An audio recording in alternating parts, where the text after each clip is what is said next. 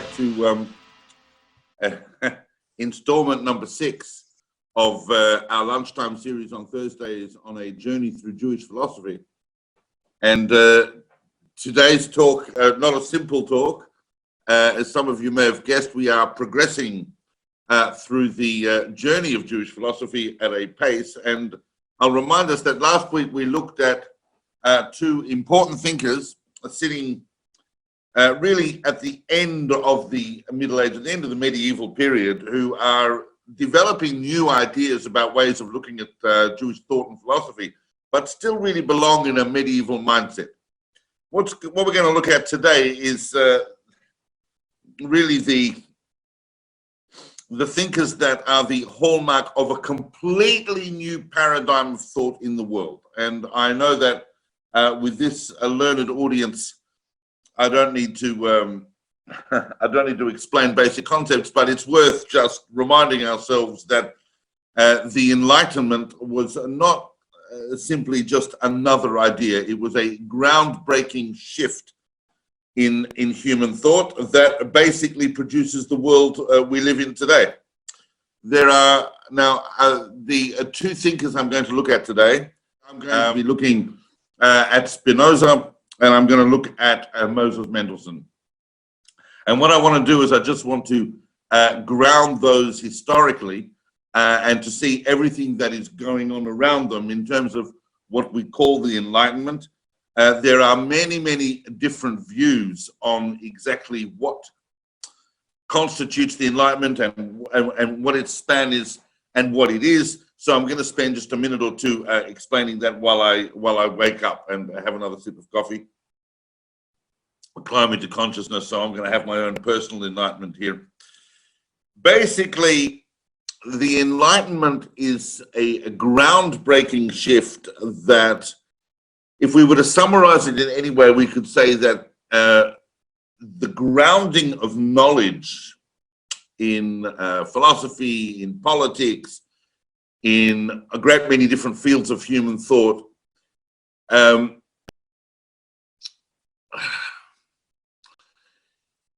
one way in which we could put it is that revealed truth is replaced by, in a sense, a truth that grows up from human observation. The word of God basically is replaced by mathematics. This is a shift that, in fact, is so huge it's almost difficult to describe.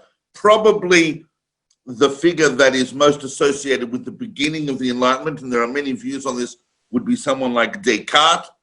Descartes attempts in the first half of the 17th century to deconstruct everything we know and to build it absolutely from scratch, only on what I can absolutely know. And that's where he starts with his famous cogito, his famous I think, therefore I am, and the whole of knowledge is going to be built up from that. By the end of the 17th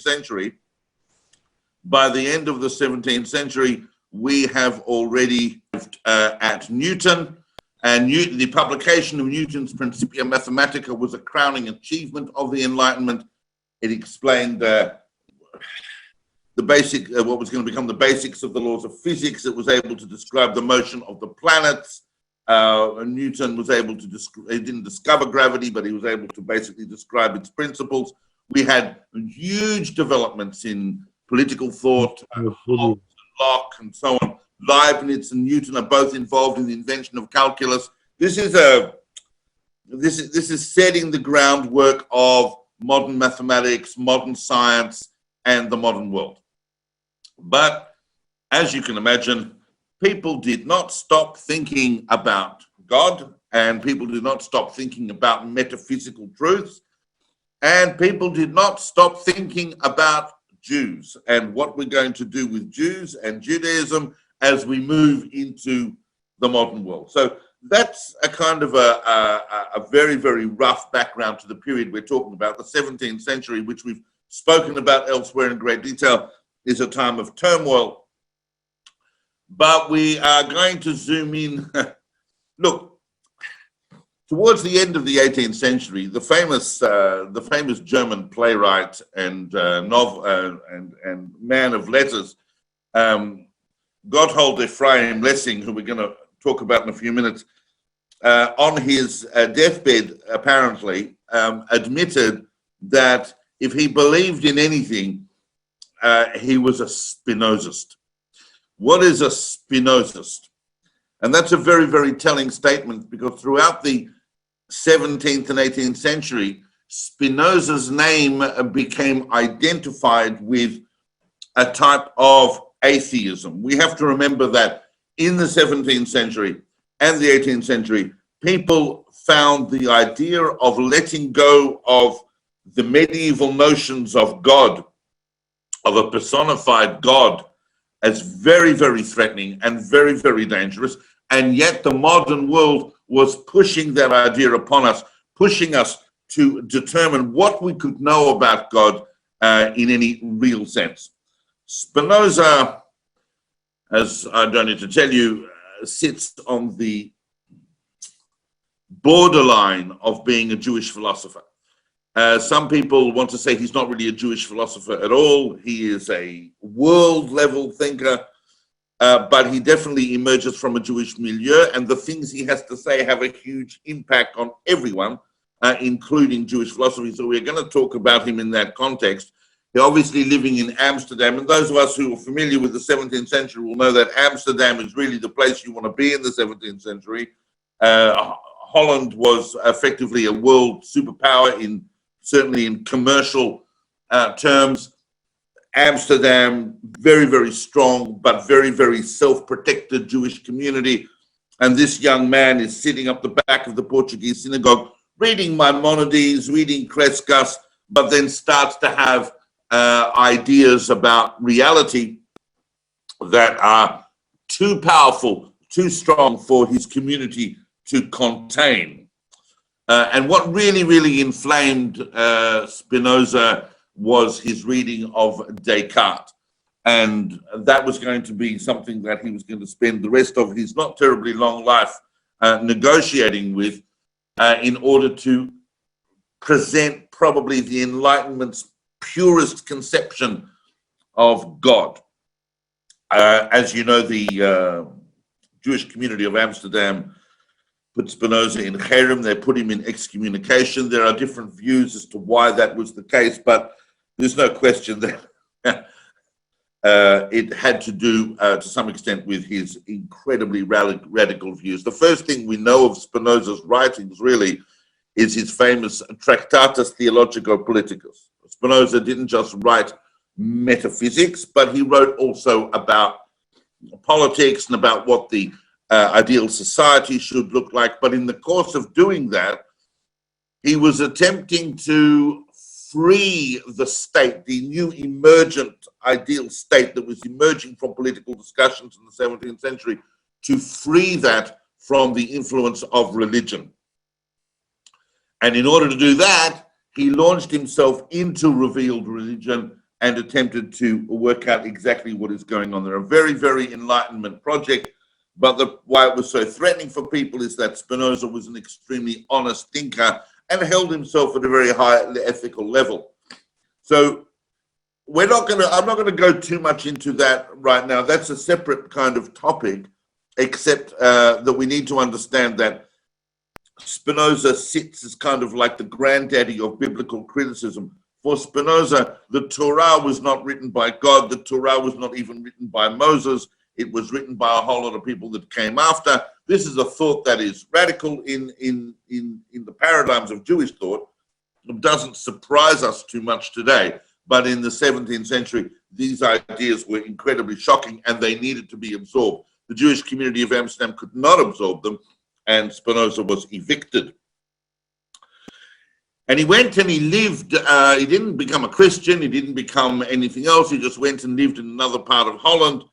And really, we could almost say that Spinoza is the first secular Jew.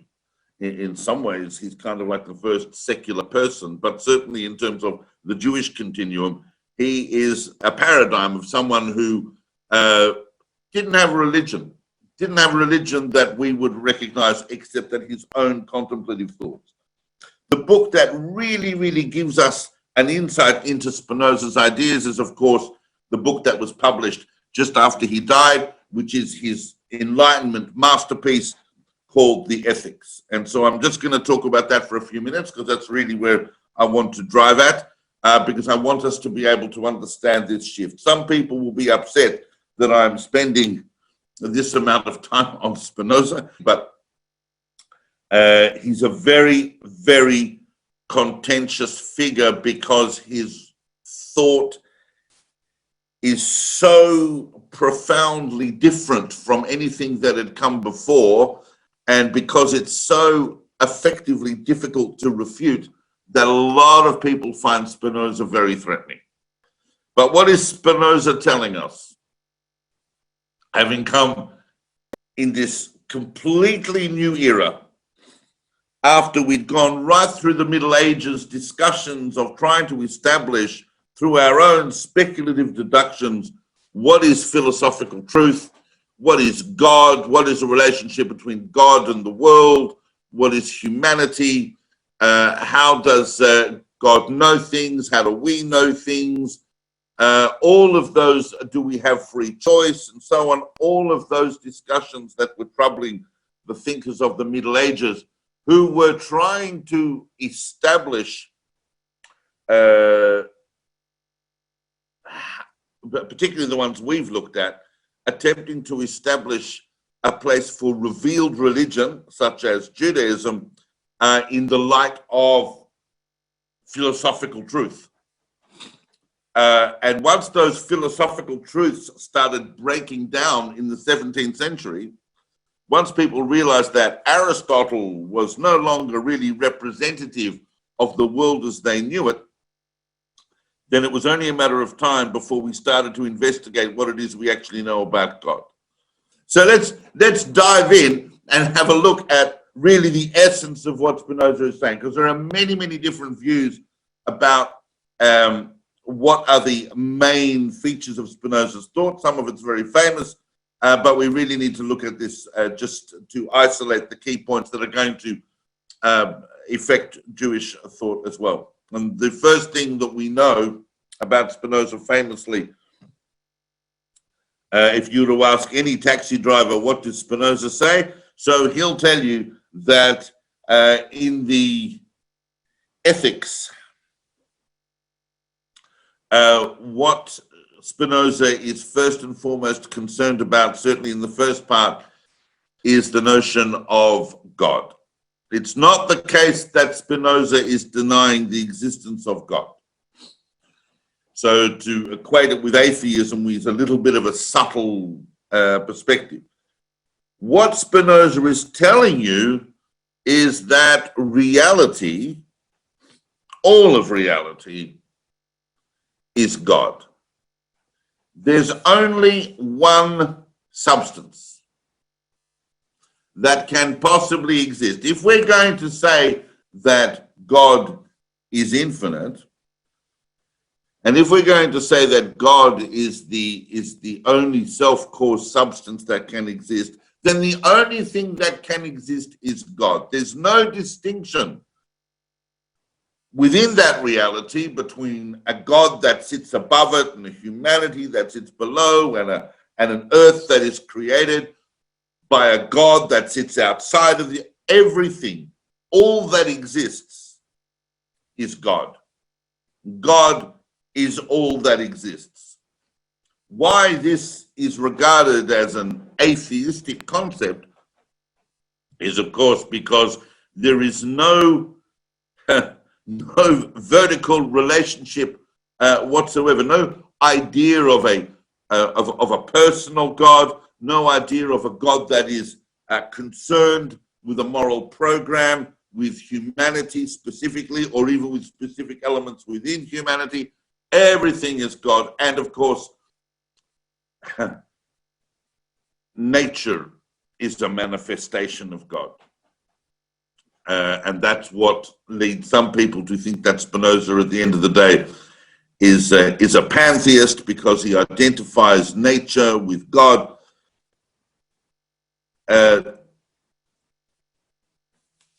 It's hard to describe just how profound the impact of these ideas was. The universe is completely necessary and determined. There are no miracles. There is no free will. In fact, not only are you not free, because the entire universe is determined, because not only are you not free, but God is not free. God is simply a necessary existence, a predetermined necessary existence, and you, as part of that reality that is God, have no more freedom than a rock being thrown in a particular direction will feel that it wants to go in that direction, but everything is fully determined. However, Spinoza tells you at the end of, and at the end of during the Ethics, and the Ethics is a book that is constructed with axioms and propositions, because what Spinoza wants to do is take the geometry of Euclid in the way that Descartes had done and build up a picture of reality and metaphysics and truth and knowledge purely on a logical and mathematically based system, that we discover that the contemplation of reason ultimately leads to freedom. The true, or the truest, or the most fulfilling mode of a human being's existence is to contemplate reason and to understand the causes behind things and why they happen, and in fact what's going to become what we're going to call scientific observation and understanding reality, and to live a life that is devoted to that is really the highest ideal that Spinoza can espouse. And what's fascinating about that is that if you read documents, say, written by the Rambam, written by Maimonides, you look at, for example, I was studying with someone last night, chapter 5 of the Rambam's Shmone Prakim, the 8-chapter introduction to Pirkei Avot, written by Maimonides. And Maimonides' description of what a person should be doing, spending their time doing, is extremely, almost word for word, something that Spinoza could have signed off on. Obviously, there's a massive difference between how the Rambam views God and the world and the Jewish people to the way that Spinoza does, but the end result is the contemplation of reason, the contemplation of God, which provides a person with the greatest level of inner harmony and peace and really freedom, as Spinoza understood it, free from the passions that can shift a person and blow them about from place to place. But if we contemplate the grounding of all being and realize that we are part of an inevitable, unfolding reality that we can call God, which is the only substance going on, then that allows us, I mean, it's very similar to other Eastern forms of thought as well, but that allows a person to sit, in a sense, in passionless bliss and contemplation. This is Spinoza's idea of how we can arrive at this. Now, is Spinoza a kofer ba'ikar? Is Spinoza a complete heretic according to the paradigms that we laid down last week, that we looked at with Albor? And we would have to, unfortunately for Baruch Spinoza, we would have to say yes. The Spinoza makes an enormous contribution on a world level because he is attempting to free Western thought from the encumbrances of dominating religion, which had influenced politics and influenced philosophy in every single way. But within the continuum of Jewish thought, it's one thing to have a conception of God that is total, and we have seen that and will see that later in other systems, but the denial of miracles, the denial of supernatural intervention into history, which Judaism is kind of predicated upon. For Spinoza, there's no such thing as the supernatural. All that exists is the natural, and all that exists is God. God is reality. So there's no such thing as God intervening to provide some kind of plan. There's no such thing as God intervening to effect miracles for Spinoza. And also there's no such thing really as free choice. We've talked about that, but there's also no such thing as reward and punishment. There's no afterlife. There's no plan that we're following. There's just God, and you're a part of it. And as soon as you realize that and remove your passions of day-to-day life in order to contemplate that reality, which is pure reason unfolding itself, then the happier you will be. God is the only possible substance. And in doing that, he kind of resolves a dualism that Descartes had left us with about mind, body. How does the mind and the body work in sync? Spinoza says that there's only two things that really we're accessing. One is thought, and one is extension. They're the only two things, and those things are modes of an infinite God that has an infinite number of attributes, and we're just accessing thought and extension, and that's all. We're just a part of the mind of God, basically, unfolding itself. So, as you can imagine, that didn't go so well. That didn't go down so well in Jewish thought, and Spinoza was excommunicated, and his name became a byword for atheism, not just within the Jewish community, but in European society at large. But I'm going to jump now about a century to look at Mendelssohn, because Mendelssohn's another thinker that is clouded in a lot of misapprehension within the Jewish world. By the time we get to the second half of the 18th century in Germany, the Enlightenment has taken hold in a great many places and is developing into what they themselves call and what we call the age of reason. So the idea of reason, the idea of rationality, grounded up from human observation, not from some kind of speculative philosophical truth as we saw in the Middle Ages, but from what we really see, the elements of what's going to become science of the modern era, is almost now at the level of a religion for a lot of people. The age of reason takes the concept of reason and really places it as the ultimate summation of human thinking. The challenge, however, is that what are we going to do with Jewish thought in the face of these incredible challenges?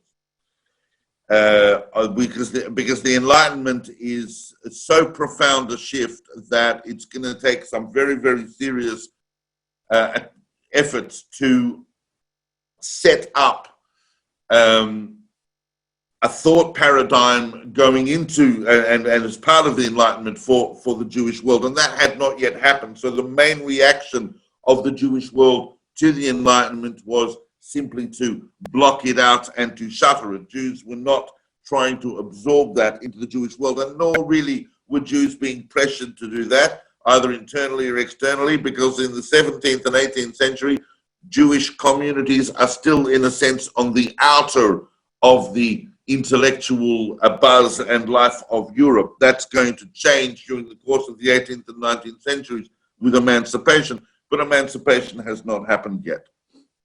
And also because philosophy is being dominated in the 18th century mostly by English and French thinkers, and Germany is only just starting to come into itself in that respect. The 19th century is really going to be a masterpiece for German philosophy, but we're still only climbing into that in the 18th. So Moses Mendelssohn, Moshe of Dessau, he was born in the 1720s, and at the age of 14, he follows his teacher from Dessau to Berlin, and he learns German, and he studies philosophy, and as a young man in a chess salon, he meets Lessing, and people are astonished because he is a Jew from the shtetl, effectively, sitting in a cafe, playing chess, able to speak German, having discussed philosophy. This is an amazing thing for people to see. A Jew who can do that. Jews were considered exotic beings that didn't really get involved in philosophy and letters and so on. But Mendelssohn was a very, very different kind of figure. And in fact, Mendelssohn's big name came about when he won an open essay competition in Germany on metaphysics, and that secured his fame. And the runner-up in that essay competition was none other than Immanuel Kant. So during the 1760s and 1770s, before Kant's real rise in influence, Mendelssohn was regarded as the primary philosopher in Germany. He was called the German Socrates. It's not just a case that, he was a Jewish guy and he did well. He was the biggest philosopher in Germany for much of the second half of the 18th century. And people are coming to Mendelssohn. Here's Mendelssohn's challenge, because people are coming to him and saying, you're Mendelssohn, we're very impressed, but how is it that despite being a great exemplar of the age of reason in your thoughts, you are still adhering to this book of the ancient world called the Torah? Because Mendelssohn kept the mitzvot, kept halacha, kept Jewish law and Jewish ritual all of his life. He never gave it up. So this was very troubling to people. How do we reconcile this? I'm not talking about other Jewish people, because other Jewish people weren't even coming near the Enlightenment. But I'm talking about Mendelssohn's contemporaries. So on the one hand, his fellow thinkers from the age of reason were wanting to know why he was still involved in the Jewish religion and why he was still adhering to the tenets of the Torah when he was talking about universal truths, both politically and philosophically. And he was also under tremendous pressure from Christian thinkers, because Christianity itself in the 18th century, as the dominant religion of Europe, but nevertheless a revealed religion, was itself attempting to reconcile with the Enlightenment. The Enlightenment was extremely challenging for Christianity, and once again, the church, the Roman Catholic Church, didn't want to really know about it. But much of Germany and Holland and England, these places were Protestant. They were happy to try and come to terms with the Enlightenment, but it wasn't a simple business. And Christianity was, in a sense, seen by a lot of people as a step on the way to enlightenment. So even if you wanted to try and reconcile the Enlightenment with Christianity, Judaism was going to be left far behind. So Mendelssohn was astonishing to them that he wasn't at least prepared to become a Christian and recognize the truths of Christianity, which was so much more universal and in line with the age of reason. As a result of all those pressures, as a result of all those kinds of challenges, Mendelssohn ended up writing a book, which really, he wrote a number of books, but this particular book is just one of the greatest statements of Jewish philosophy, and in fact, it is the Jewish philosophical text of the 18th century, and in a way sets the whole tone of Jewish thought going into the modern era as to how the Jewish people are going to account for themselves in the course of modernity and in the post-Enlightenment age. I don't know if this is obvious to you, but I'm going to say it anyway, that it's not going to be the case that the Jewish people are going to say, an enlightenment. Well, that's good. I think now that we'll turn off the lights, we'll pack Judaism up in a cupboard, and we'll just go and all become enlightened universalists. That's not going to happen.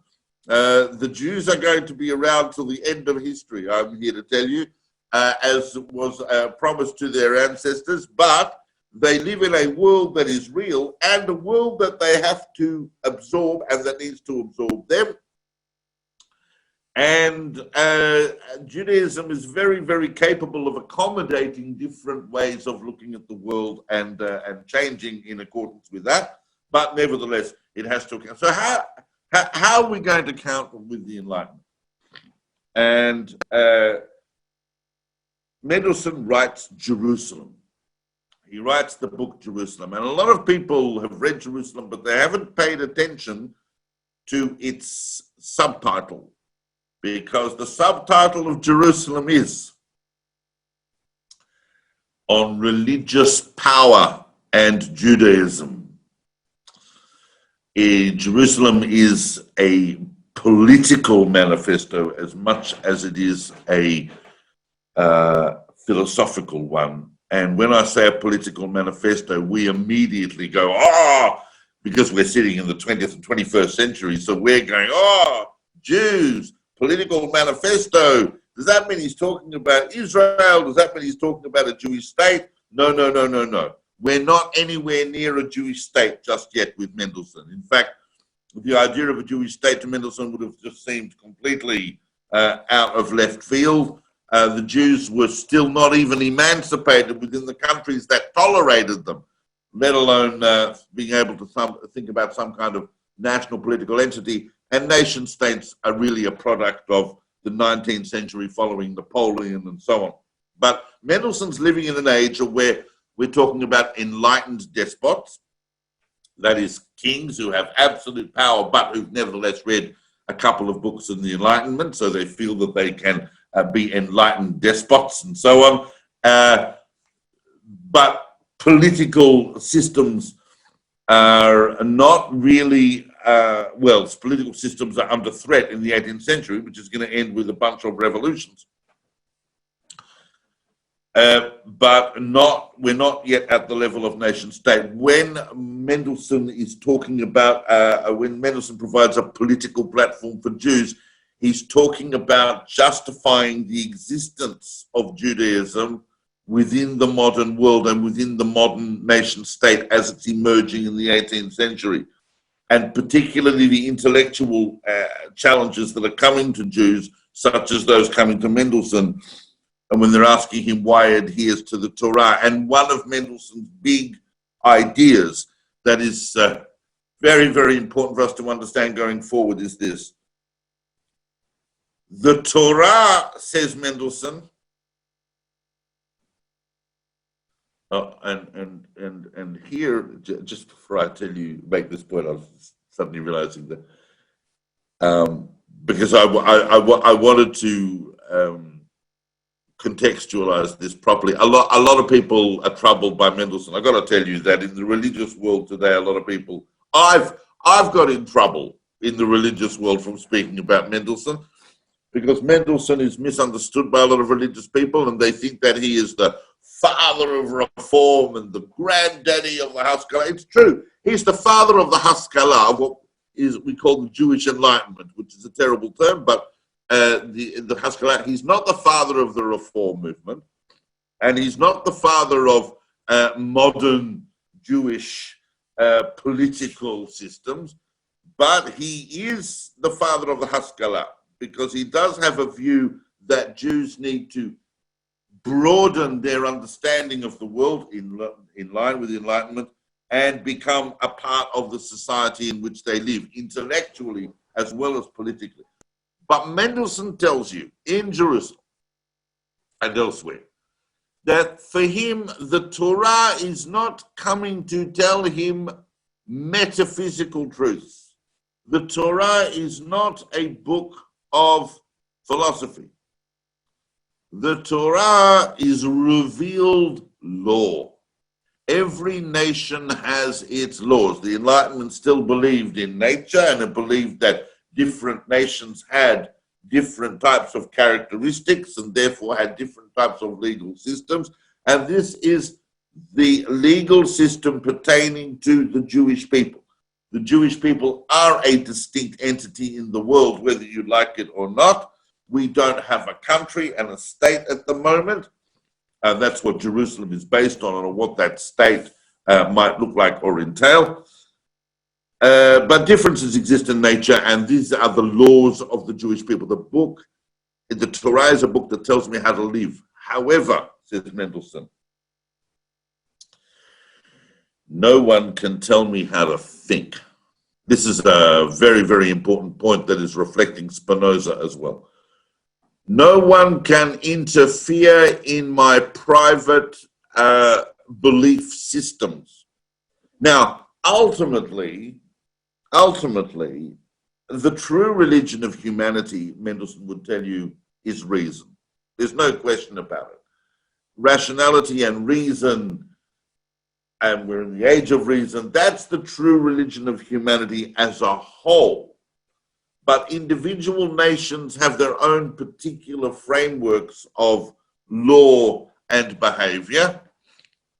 The test of those individual revealed religions, which a person should be completely free to pursue privately, so leave me alone, says Mendelssohn, to be a Jew.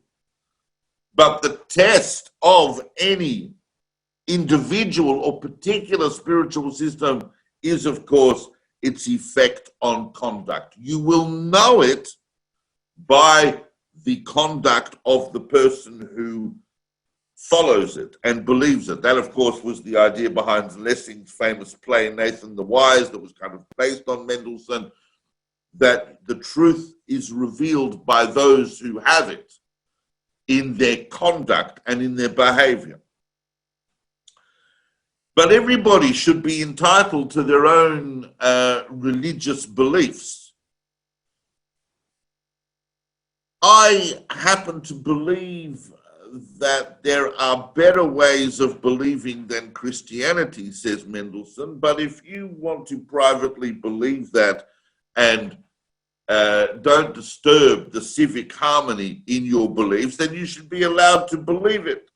And similarly with Judaism, and similarly with any individual belief system. We are all members of a wider civic society, but our beliefs are private. This might seem like a very, very, very obvious thing for us to realize today, but in the 18th century, this was regarded by many people as radical.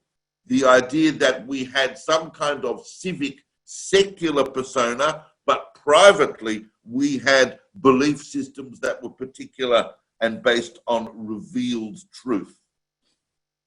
As it happened, says Mendelssohn, the Jewish people exist to remind humanity of this freedom of belief. That's it's a massive point that I don't think a lot of people have absorbed. That really the whole function of the Jewish people in the world is to, in a sense, be allowed the freedom of their beliefs and to follow the Torah, even in a world of universal reason and rationalism, precisely to preserve the concept of the freedom of belief. So in a sense, if Spinoza in the Tractatus and in his other writings was attempting to free the state from the control of religion, Mendelssohn, in a sense, was trying to free religion from control of the state.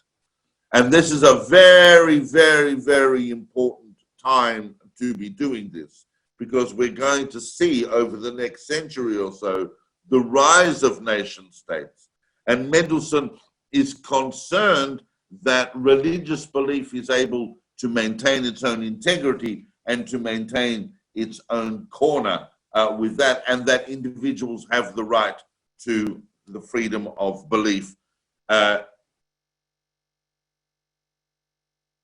So long as they are contributing in a harmonious way to the civic society around them and not disrupting it. And that really also is a doorway into Mendelssohn's whole idea about how Jewish people should be learning science, they should be learning German, they should be reading literature, philosophy, and so on. That's why he translated the Torah into German, was in order to give an entire new generation access, not so much to the Torah, but to German and to German literature and so on. That's the kind of the idea behind his famous Biur. So Mendelssohn is kind of like the granddaddy of the Haskalah of the Jewish world's attempt to come to terms with the Enlightenment on a concrete level, but he also sets its philosophical tone.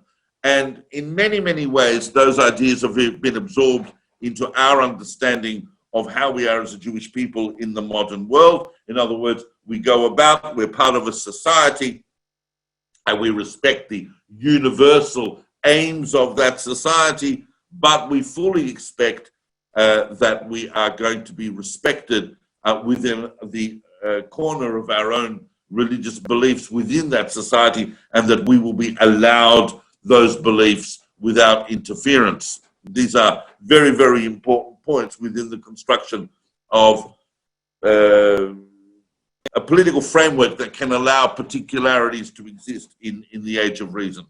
So, and there's more than a small amount, in my opinion, but really we would need to come back and talk about this, more than a small amount of self-criticism in Mendelssohn as well, where some of his criticisms against the community, against the society at large, are actually kind of aimed perhaps more at the Jewish community.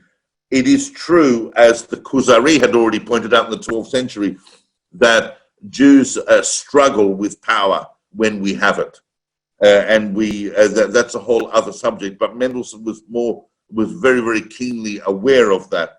He believed, of course, in universality of humankind, but no Jew will ever get escape velocity from the fact that they are part of a unique nation that has a continuum in history, and that God is involved in that continuum. All right. Spinoza is a world philosopher who happens to come from a Jewish environment. Mendelssohn is a Jewish philosopher who is looking at the world, at the big universal picture, but his primary concern is going to be with how that picture can be absorbed by the community from which he's come. So moving forward, we will see that in the light of that, the 19th and 20th century figures we're going to look at over the next couple of weeks will all be working off that background, so it was important to cover it. And I thank you for following me.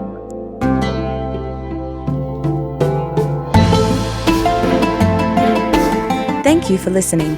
We hope you enjoyed the talk. For episode notes and transcripts, or to learn more about David's next classes and projects, visit davidsolomon.online. You can also find David on Instagram or Facebook.